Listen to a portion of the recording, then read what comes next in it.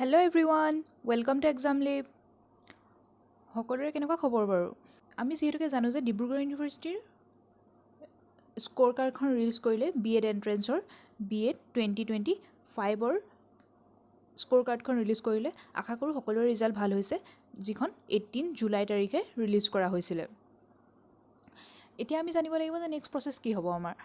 আমি এডমিশ্যনৰ কাৰণে এপ্লাই কৰিব লাগিব নেক্সট। আৰু এডমিশ্যনৰ কাৰণে এপ্লাই কৰিবলৈ হ'লে আমাক মোৰ কমেণ্ট ছেকশ্যনত বহুতে সুধি আছিলে যে কোনকেইখন কলেজত মই এপ্লাই কৰিব পাৰিম। চ' এখন অফিচিয়েল ডিব্ৰুগড় ইউনিভাৰ্চিটিৰ পৰা মই ডাউনলোড কৰিছোঁ। ইয়াত লিখা আছে district wise list of the affiliated colleges institutes under the Dibrugarh university. ইয়াতে গোটেই লিষ্টখন আছে যে কোন কোন কলেজ আছে আণ্ডাৰ দ্য ডিব্ৰুগড় ইউনিভাৰ্চিটি। আৰু এই লিষ্টখনৰ ওপৰত বেছ কৰি আপোনালোকে এপ্লাই কৰিব পাৰিব। চ' চাওকচোন আহক কি কলেজত এপ্লাই কৰিব পাৰিব। আৰু মনত ৰাখিব এই কলেজকেইখন আছে হয়তো, কিন্তু B.Edৰ কাৰণে আপোনালোকৰ কাৰণে এটা মোষ্ট ইম্পৰ্টেণ্ট হৈছে যে কলেজখন NCTE ৰিকগনাইজ হয় নে নহয়। আৰু সেইটো আপোনালোকে কেনেকৈ চেক কৰিব সেইটো কাৰণে মই শেষত জনাই আছোঁ আপোনালোকক। চ' ভিডিঅ'টো শেষলৈকে চাব আৰু চেনেলটো ছাবস্ক্ৰাইব কৰি ল'ব। So' district under the jurisdiction of the Dibrugarh university কোন কোন আছে? তিনিচুকীয়া, ডিব্ৰুগড়, শিৱসাগৰ, চৰাইদেউ, যোৰহাট, মাজুলী, গোলাঘাট, লখিমপুৰ, ধেমাজি আৰু কাৰ্বি আংলং। এতিয়া নেক্সট পেজৰ পৰা আপোনালোকে যদি ভালদৰে চাই দেখিব ইয়াত ডিষ্ট্ৰিক্ট ৱাইজ আপোনালোকৰ কোনখন কলেজত B.Ed অফাৰ কৰে তাত লিখা আছে। এতিয়া তিনিচুকীয়া ডিষ্ট্ৰিক্টত যদি আমি চাওঁ, আমি ছেকেণ্ডখন লিখা আছে college of teacher education Tinsukia. এইখনত B.Ed কোৰ্চ অফাৰ কৰে। ঠিক তেনেদৰে যদি আপোনালোকে ডিব্ৰুগড় ডিষ্ট্ৰিক্টত চাই তেনেকৈ চাব এখন Chandrakant Hazarika B.Ed college B.Ed ইয়াত আছে।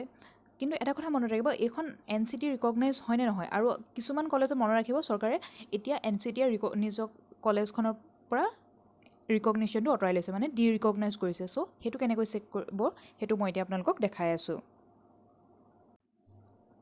এই সম্পূৰ্ণ লিষ্টখন মই মোৰ ডেছক্ৰিপশ্যনত এড কৰি দিম। আপোনালোকে এখন ডাউনলোড কৰি চাই ল'ব পাৰিব কোন কোন কলেজত আছে কোন কোন ডিষ্ট্ৰিক্টত, আপোনালোকৰ সুবিধাৰ্থে যাতে এপ্লাই কৰিব পাৰে।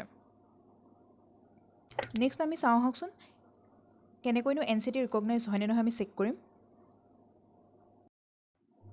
চ' আপোনালোকে ফাৰ্ষ্টে নিজৰ ক্ৰম ব্ৰাউজাৰ বা কোনোবা এটা ব্ৰাউজাৰ অ'পেন কৰি ল'ব আৰু তাত টাইপ কৰিব NCTE। এতিয়া আপোনালোকে যোনটো ফাৰ্ষ্ট লিংকটো দেখিছে সেইটোত ক্লিক কৰিব। এইটো আপোনালোকৰ NCTE ৱেবছাইটটো খোল খাই গৈছে, যিটো চৰকাৰী হয়। এইটো ইয়াৰ তাৰ ইণ্টাৰফেচটো হয় ফাৰ্ষ্ট। ইয়াৰ আপোনালোকে লেফ্ট হেণ্ড ছাইডত যিটো তিনিটা বটন আছে সেইটোত ক্লিক কৰিব। এতিয়া ইয়াত যোনটো আছে ইনষ্টিটিউশ্যনত তাত গৈ লৈ পিনি ৰিকগনাইজ ইনষ্টিটিউট যোনটো আছে সেইটোত ক্লিক কৰিব। এতিয়া আপোনালোকে এনেকুৱা এটা ইণ্টাৰফেচ দেখিবলৈ পাব।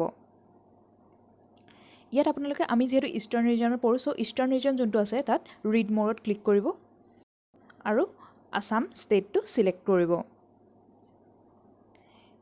ৱেবছাইটটো যিহেতুকে অলপ শ্ল' হয় তো আপোনালোকে অলপ ধৈৰ্য ধৰি খুলিব। এতিয়া আপোনালোকে নিজে যোনখন ডিষ্ট্ৰিক্ট ৱাইজ চেক কৰিব বিচাৰে চেক কৰিব পাৰিব।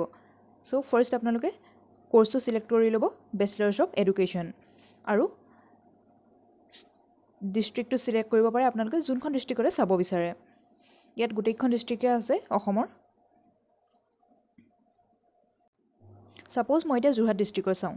এতিয়া ছাৰ্চ মাৰি দিয়াৰ লগে লগে আপোনালোকৰ আকৌ আহি যাব যে যোৰহাট ডিষ্ট্ৰিক্টত কোনকেইখন কলেজ এফিলিয়েটেড আছে।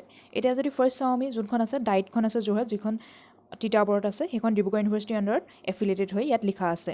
আৰু তলত চাব এই ফাইল নাম্বাৰটো চাবলৈ নাপাহৰিব, ইয়াত লিখা আছে ইনিচিয়েল ৰিকগনিশ্যন, মানে এইটো ৰিকগনাইজ হৈ আছে। নেক্সটখনটো আমি তেনেকৈ চাওঁ যদি ৰিকগনাইজ আছে। কমলা বেজবৰুৱা মেম'ৰিয়েল কলেজ আছে যিখন যোৰহাট তৰাজানত আছে, এইখনো ডিব্ৰুগড় ইউনিভাৰ্চিটিৰ আণ্ডাৰত আছে, প্ৰাইভেট কলেজ আৰু ইয়াত ৰিকগনিশ্যন আছে। এনেদৰে আপোনালোকে গোটেই লিষ্টখন চেক কৰিব পাৰিব। এইখন গোটেইখন হৈছে যোৰহাট ডিষ্ট্ৰিক্টৰ। ঠিক তেনেদৰে আমি যদি এতিয়া বেলেগ এখন ডিষ্ট্ৰিক্ট চেক কৰিবলৈ বিচাৰোঁ, ছাপ'জ আমি বিচাৰিলোঁ এতিয়া লখিমপুৰ ডিষ্ট্ৰিক্টৰ, আকৌ ছাৰ্চ কৰিব পাৰিব আপোনালোকে। ছাৰ্চ কৰিলে আকৌ এটা ছেইম ইণ্টাৰফেচতে খোল খাব। ছেইম ইণ্টাৰফেচত আকৌ তলত আপোনালোকৰ লিখা থাকিব যে কোনখন হয় আৰু কলেজখন প্ৰাইভেট হয় নে চৰকাৰী গভৰ্ণমেণ্ট হয় সেইটো আপোনালোকে ইয়াত চাব পাৰিব।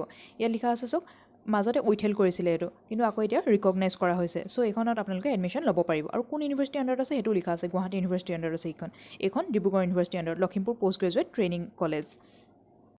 বৰ্তমান এডমিশ্যনৰ কাৰণে বহুতকেইখন কলেজৰ নটিফিকেশ্যন ওলাই গৈছে। তাৰ ওপৰত যদি আপোনালোকক ডিটেইল ভিডিঅ' লাগে কোন কোন কলেজত খোল খাইছে মোক কমেণ্ট ছেকশ্যনত জনাব। আৰু গোটেই এডমিশ্যন প্ৰচেছটোৰ ওপৰতো মই এটা ডিটেইল ভিডিঅ' আনিম। চ' আপোনালোকে চেনেলটো ছাবস্ক্ৰাইব কৰি ল'বলৈ খালি নাপাহৰিব আৰু ভিডিঅ'টো লাইক কৰিব। এতিয়া নেক্সট যদি চাওঁ আমি কোনকেইখন ডি ৰিকগনাইজ কৰিলে, চ' আকৌ ইনষ্টিটিউশ্যনলৈ যাব, ডি ৰিকগনাইজ চাব, তাত আপোনালোকে আকৌ দেখা পাব কিছুমান ইনষ্টিটিউট ডি ৰিকগনাইজ কৰা হৈছে। ফাৰ্ষ্ট আকৌ ইষ্টাৰ্ণ ৰিজনেল কমিটিলৈ যাব, ৰিড মোৰ কৰিব, ডি ৰিকগনাইজ ইনষ্টিটিউট ওলাব ইয়াত, আছাম ছিলেক্ট কৰিব, ষ্টেট। এতিয়া আপোনালোকে যদি ইয়াত চেক কৰি দেখিব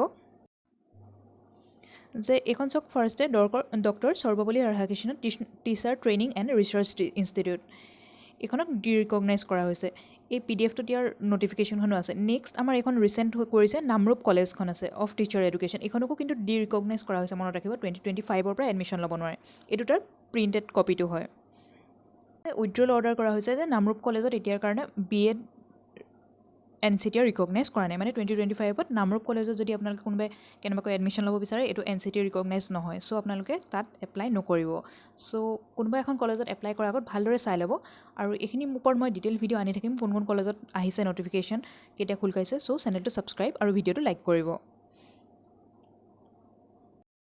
চ' ইয়াত ক্লিয়াৰলি মেনশ্যন কৰা হৈছে যে it is hereby withdraws the recognition of B.Ed course granted to the Namrup College of Teachers Education referred in the para 1 with effect from the academic session 25-26, মানে এতিয়াৰ পৰা এইখন কলেজক ডি ৰিকগনাইজ কৰা হৈছে NCTE। চ' আপোনালোকে কোনো উপায় এপ্লাই কৰাৰ আগত ভালদৰে চাই ল'ব। আজিৰ কাৰণে ইমানে আছিল, থেংক ইউ।